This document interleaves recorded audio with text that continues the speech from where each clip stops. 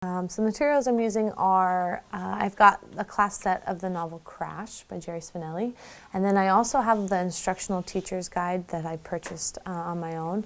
But even with that, I model it and I kind of tweak it to match what I'm wanting them to do. It's not like you can pick up that material and then just teach it, you know. A lot of it is me taking the ideas and concepts and teaching them myself. So the whole brain concepts around like visualizing and inferencing, we made up on our own. And those are just jingles that we use to kind of give them a way to remember those skills.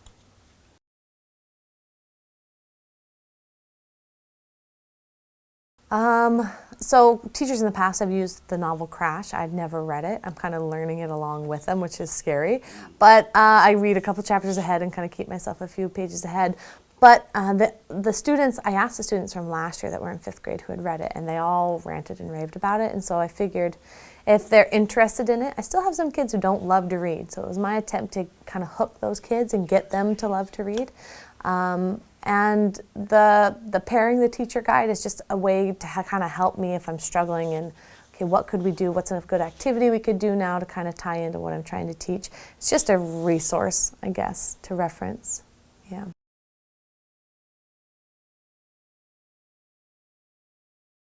I like that sometimes in the teacher's guide, I guess, it has some creative ideas that I can base ideas off of. I don't often take it, like I was saying, as like, okay, here's what it is and we're going to do it. I'll shift it and I'll manipulate it to make it fit my kids.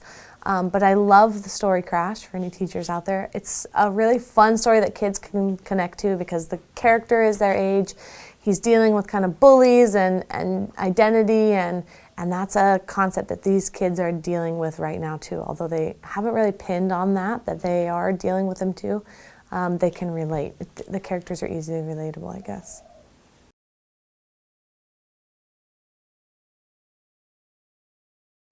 So I did make some changes. I wanted them just to practice visualizing is a good strategy, but we've also been working a lot with inferences. So I wanted them to try and make an inference about a character as well, just to kind of add another level to some of those kids. I know that my lower kids, I have a group in there of children who have an IEP.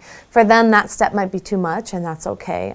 But it's just an attempt to like bump it up for kids who need another like level of thinking in the content and the comprehension of the book.